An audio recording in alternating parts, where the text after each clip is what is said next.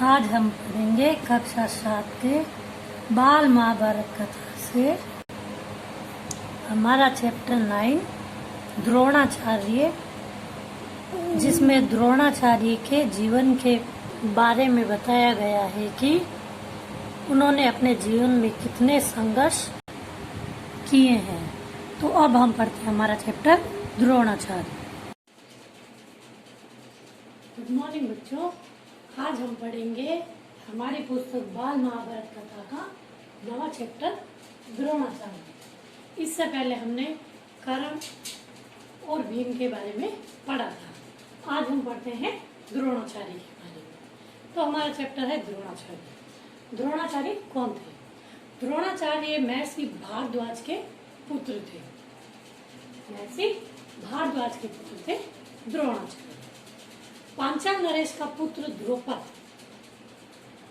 पांचाल नरेश का पुत्र द्रुपद और द्रोणाचार्य यानी इनको कहते थे द्रोण।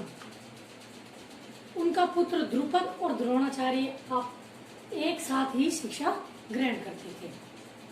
दोनों एक ही साथ शिक्षा ग्रहण करते थे और बहुत अच्छे मित्र थे। दोनों इतनी घनिष्ठ मित्रता थी कि जब वो द्रुपद राजकुमार खुश होता तो वो खुशी खुशी में कह उठता कि द्रोणा, मैं जब बड़ा हो जाऊंगा या पांचाल का राजा बन जाऊंगा तो अपना आधा राज्य वो मैं तुम्हें दे दूंगा। ये सुनकर द्रोणाचार्य बहुत खुश हो जाता था। धीरे धीरे उनकी शिक्षा दीक्षा पूरी हो गई और शिक्षा पूरी होने के बाद द्रोणाचार्य ने कृपाराम की बहन के साथ अपनी शादी रचाई। आज शिक्षा पूरी होते ही द्रोणाचार्य की शादी हो गई और शादी होने के बाद उन्हें एक पुत्र प्राप्त हुआ, जिस पुत्र का नाम था अश्वत्थामा। वे अपनी पत्नी और अपने पुत्र से बहुत प्रेम करते थे, इसलिए द्रोणाचार्य ने सोचा कि कहीं से थोड़ा सा धन मिल जाए तो मैं अपनी पत्नी और अपने पुत्र को बहुत खुश रखूंगा। काफी कुछ कोशिश करने के बाद भी वे इतना नहीं धन प्राप्त कर पा सकते थे कि अपनी पत्नी को खुश रख सके। लेकिन उन्हें खबर मिली कि परशुराम है जो अपना सारी जो धन दौलत है वो बांट के वन में जा रहे हैं। जैसे ही उन्हें खबर मिली तो वो दौड़े दौड़े परशुराम के पास गए। लेकिन जब तक वे परशुराम के पास पहुंचे तो परशुराम अपना सारा धन बांट चुके थे। ये देखकर द्रोणाचार्य बहुत दुखी हो गए। फिर उनको दुखी देखकर परशुराम ने कहा, हे ब्राह्मण, आपने आने में थोड़ा विलंब कर दिया। मैं तो अपना सारा जो धन था, संपत्ति थी, वो सभी गरीबों में बांट चुका हूँ। अब तो मेरे पास अपना शरीर और अपनी धनुर्विद्या है। तो द्रोणाचार्य ने उनसे कहा कि कोई नहीं, मुझे आप अपनी धनुर्विद्या ही सिखा दीजिए। ये बात सुनकर परशुराम ने उन्हें अपनी धनुर्विद्या सिखाना शुरू कर दिया और वे धनुर्विद्या सीखते सीखते एकदम धनुर्विद्या में दक्ष हो गए। धनुर्विद्या में दक्ष हो गए। उन्होंने शिक्षा ग्रहण कर ली और फिर परशुराम वन की ओर चले गए। वहीं पर उन्हें द्रुपद के पिता यानी पांचाल नरेश का देहांत की सूचना प्राप्त हुई। ये सूचना मिलते ही वे खुश हुए। उन्होंने सोचा, अब तो मेरा दोस्त ही वहाँ का राजा है, तो जरूर वो मुझे बचपन में कही गई बात उसे याद होगी और मुझे अपना आधा राज्य दे देगा। इस खुशी में वे वहाँ पांचाल चले गए। जैसे ही पांचाल गए तो उन्होंने वहाँ द्रुपद को देखा और खुश हो गए। उन्हें गले लगाया, आपस में बातचीत की कि तुमने मुझे पहचाना, मैं तुम्हारे बचपन का दोस्त हूँ। और उन्हें वापस वो बात भी याद दिलाई कि तुमने मुझे कहा था कि मैं तुम्हें जब राजा बनूंगा तो अपना आधा राज्य दे दूंगा। ऐसा व्यवहार जब द्रुपद को राजा बन गया तो उसे अच्छा नहीं लगा। वो अपने ऐश्वर्य में मस्त था, क्योंकि वो राजा बन चुका था। अब उसे राजा बनने का घमंड था, उन्हें संपत्ति का घमंड था, धन का घमंड था। तो उसे द्रोणाचार्य का वह स्वभाव या वो बातचीत या उनकी बात करने का तरीका अच्छा नहीं लगा। उन्हें उस पर क्रोध आया और उन्होंने कहा कि एक गरीब तो गरीब ही रह सकता है, उसकी सोच गरीब ही हो सकती है जैसी तुम्हारी सोच है। एक दरिद्र की धनी से कभी मित्रता नहीं हो सकती, क्योंकि वो घमंड में चूर था। उस वक्त वो वहाँ का राजा था। उसने कहा तुम तो दरिद्र हो और मैं धनी हूँ, हम दोनों के बीच मित्रता कैसी हो सकती है? तुम तो मूर्ख हो और मैं विद्वान हूँ, हम दोनों के बीच कभी मित्रता नहीं हो सकती। तुम तो कायर हो और मैं वीर हूँ, तो हमारे बीच ऐसी मित्रता कभी नहीं होगी। ऐसा कह के उन्होंने सभा में द्रोणाचार्य को बहुत लज्जित किया। द्रोणाचार्य को खूब गुस्सा आया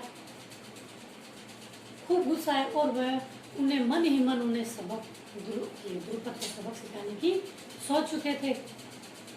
ऐसी सोचकर वह वापस हस्तिनापुर पहुंच गए और अपनी पत्नी के भाई खटकाराम के घर गुप्त रूप से रहने लगे। लेकिन उनके मन में वही बातें चलती रही कि उन्हें द्रुपद का घमंड दूर करना है, आधा राज्य कैसे भी करके प्राप्त करना है। एक दिन वही हस्तिनापुर में सारे राजकुमार गेंद से खेल रहे थे। खेलते खेलते उन राजकुमारों की गेंद कुएं में जा गई।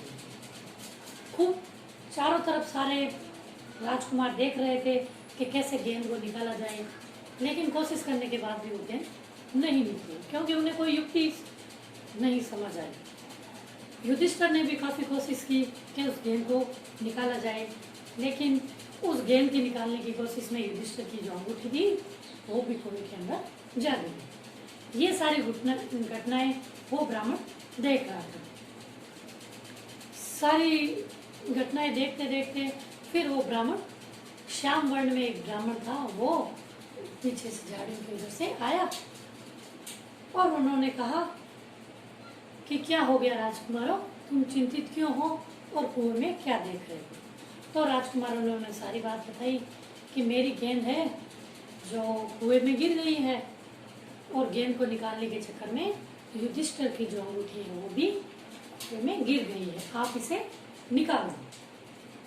तो द्रोणाचार्य ने कहा मैं इन्हें निकाल तो दूंगा, पर तुम मुझे इनाम में क्या दोगे? तो राजकुमारों ने कहा कि हम आपको इनाम में जो ये कृपाराम है उनके घर की अच्छी दावत दूंगा। वो ब्राह्मण द्रोणाचार्य थे और द्रोणाचार्य धनुर्विद्या में दक्ष थे। उन्होंने एक धनुर चलाई, वो सीधा जाके उनकी गेंद में लगी। ऐसे लगातार वो धनुष चलाते गए और तीरें लगातार उस गेंद में या फिर उनकी नोकें हैं जो एक दूसरे से टच होती गई और लास्ट जो नोक थी वो कुएं से बाहर आ गई। ये गेंद थी जहाँ पे उन्होंने तीर चलाना शुरू किया, लगातार तीर उनके टच होती गई और एक तीर का जो सिरा कुएं से बाहर आ पहुंचा, उसे पकड़ द्रोणाचार्य ने उनकी गेंद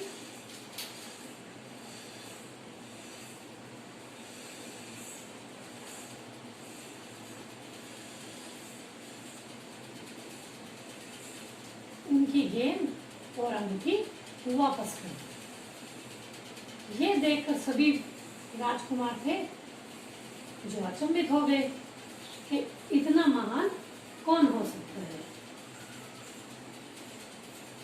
इतने महान कौन हो सकते हैं। तब उन्होंने उनसे उनका परिचय मांगा। उन्होंने परिचय में कहा कि तुम मेरा परिचय, क्या आप सब राजकुमार मेरा परिचय परशुराम से पितामह भीष्म से लेना। राजकुमार सभी अचंभित होते हुए पितामह भीष्म के पास पहुंचे और उन्होंने उनसे परिचय मांगा। तो पितामह भीष्म ने कहा जरूर वो योद्धा धनुर्विद्या में दक्ष द्रोणाचार्य ही होंगे। पितामह भीष्म खुश हुए और उन्होंने हस्तिनापुर के सभी जो राजकुमार थे उन्हें कहा कि आज से तुम सारे जो अस्त्र की शिक्षा है वो द्रोणा से ही लो। जैसे ही द्रोणा आश्रम में आए, पितामह भीष्म ने उनका बहुत स्वागत किया। सब राजकुमारों को शिक्षा देते हुए शिक्षा दे दी। और जैसे ही शिक्षा समाप्त हुई तो द्रोणाचार्य ने गुरु दक्षिणा के रूप में सभी शिष्यों से कहा कि मुझे गुरु दक्षिणा के रूप में आप पांचाल का जो नरेश है, यानी जो राजा है अभी द्रुपद, उसको बंदी बनाकर लेकर आए। ये बात सुनकर सभी राजकुमार अचंभित हो गए, लेकिन गुरु की आज्ञा या गुरु को दक्षिणा के रूप में देने के लिए सब तैयार हो गए। पहले दुर्योधन और कर्ण गए, वहां पर उन्होंने उनके राज्य पर धावा बोल दिया, लेकिन द्रुपद राजा बहुत बलशाली थे, उनके सामने ये दोनों नहीं टिक पाए और वापस आ गए। फिर अर्जुन गया, वह उनसे बलशाली था, तो उसने द्रुपद को कैदी बना लिया और वहां पर अधिकार जमा के आ गए। जैसे ही द्रुपद कैदी बन के आए तो उन्होंने सामने द्रोणाचार्य को देखा और उनके सामने उनको देखते ही उनको और जो बातें थी पहले वाली याद आ गई और गुस्सा हो गई। उनका गुस्सा देखकर द्रोणाचार्य ने कहा, मित्र, कोई भी अनिष्ट की चिंता मत करो, मैं तुम्हारे साथ कुछ भी बुरा नहीं करूंगा, लेकिन बचपन में जो तुमने मुझसे बात कही थी आधे राज्य की, वो राज्य में तुमसे युद्ध करके लेके रहूंगा। उन्होंने आधा राज्य ले लिया द्रोणाचार्य ने और द्रुपद को वापस अपने राज्य भेज दिया। ऐसा अपमान देखकर द्रुपद को बहुत गुस्सा आया। उन्होंने फिर द्रोणाचार्य से बदला लेने की सोच ली, क्योंकि उनका बहुत अपमान हो चुका था। उन्होंने जाके बहुत सारी कठोर तपस्या की, बहुत सारे व्रत किए और तपस्या में एक पुत्र और पुत्री मांगा। ऐसा पुत्र जो द्रोणाचार्य को हरा सके या मार सके, और ऐसी पुत्री जो अर्जुन से विवाह कर सके। उनकी कठोर तपस्या का फल मिला उन्हें, और उन्हें पुत्र के रूप में धृष्टद्युम्न और पुत्री के रूप में द्रौपदी प्राप्त हुई।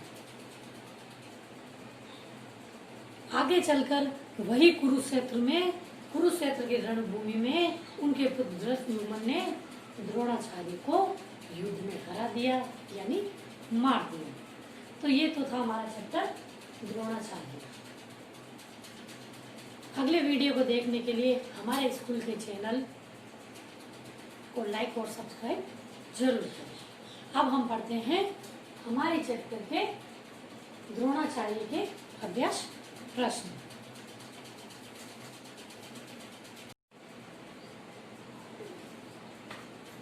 ये है हमारे अभ्यास प्रश्न, जिसमें है पहला, द्रोणाचार्य किसके पुत्र थे। दूसरा प्रश्न है, भरद्वाज आश्रम में द्रोणाचार्य के साथ और कौन शिक्षा प्राप्त कर रहे थे। द्रोणाचार्य के पुत्र का क्या नाम था। चौथा क्वेश्चन है, द्रोणाचार्य को परशुराम के बारे में क्या खबर मिली।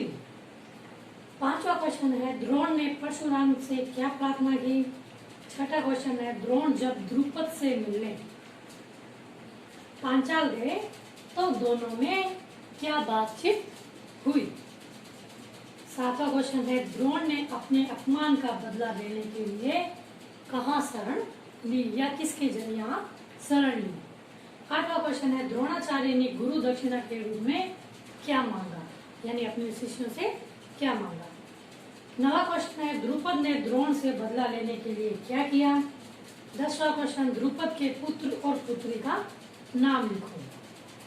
11वां क्वेश्चन है, कुरुक्षेत्र की रणभूमि में अजय द्रोणाचार्य किसके हाथों मारे गए। तो ये तो थे हमारे द्रोणाचार्य चैप्टर के अभ्यास प्रश्न। धन्यवाद।